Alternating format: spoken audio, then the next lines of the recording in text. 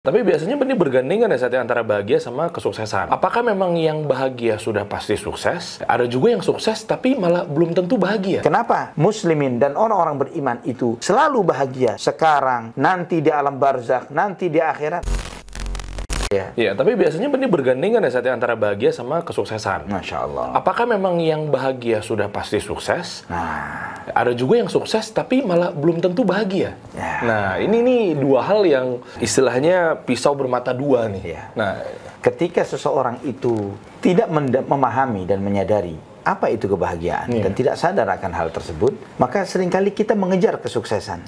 Yang kita kejar sukses. Tapi pertanyaannya sekarang, apakah yang sukses selalu bahagia? Iya itu.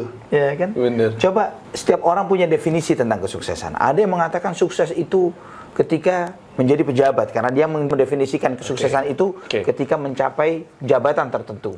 Entah itu presiden, entah itu wali gubernur, entah itu apapun itu.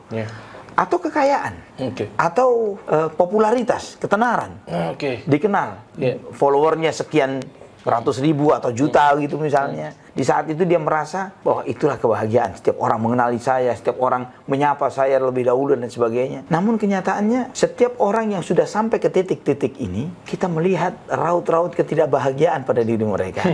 Ya, berapa banyak dari mereka yang meratap, yang menangis, yang sedih, bahkan sampai bunuh diri. Begitu kan ya? Dan padahal orang lain melihat apa kurangnya orang ini. Tenar iya, kaya iya, semuanya iya. Tapi ternyata dia menderita ternyata hidupnya.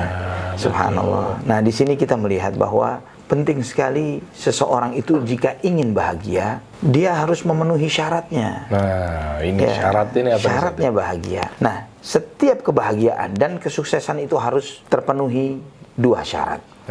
Yang pertama adalah niat yang benar. Dan yang kedua adalah keseimbangan.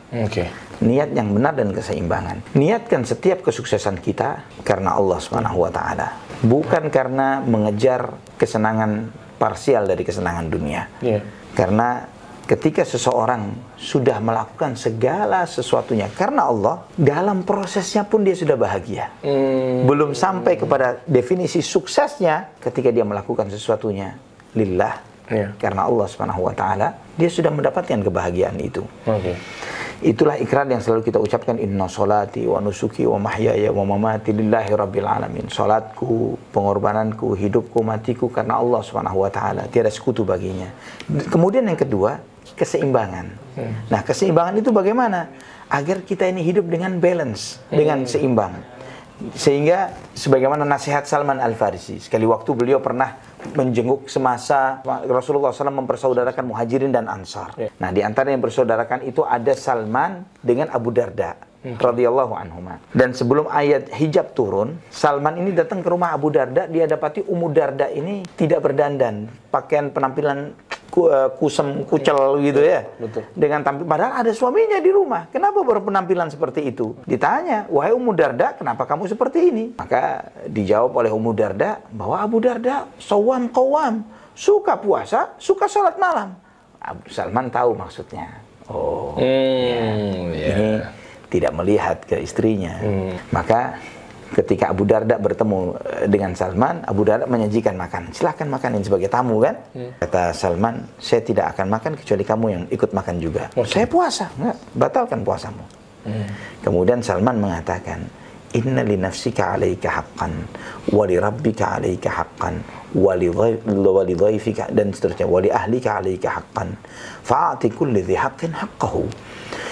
Dirimu ada haknya, Tuhanmu ada haknya, tamumu ada haknya, dan keluargamu, istrimu juga ada haknya. Berikan kepada masing-masing haknya. Dan ketika Abu Darda menerima nasihat ini, dia sampaikan kepada Nabi SAW, ya Rasulullah, saya ditegur oleh Salman gara-gara saya suka puasa, suka sholat malam. Kemudian kata Salman begini, apa jawaban Nabi SAW? Sadaqa Salman, Salman telah berkata benar. Salman berkata benar. Nah, di sini kita melihat bahwa keseimbangan itu penting dalam kehidupan seorang muslim.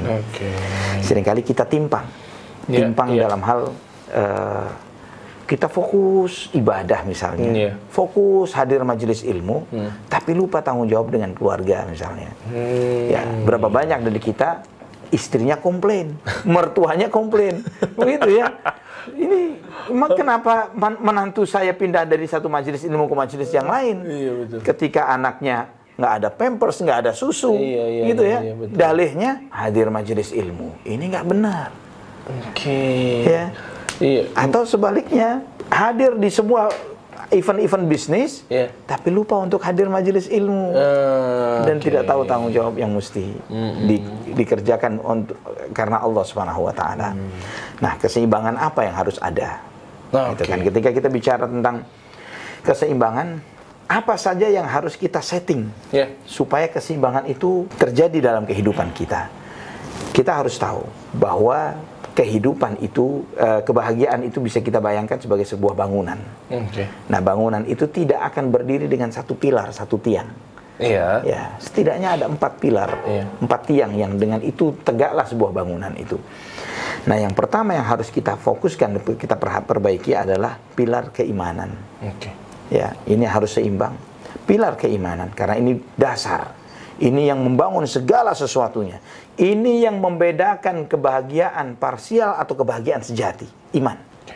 Kenapa muslimin dan orang-orang beriman itu selalu bahagia sekarang, nanti di alam barzakh, nanti di akhirat? Iman.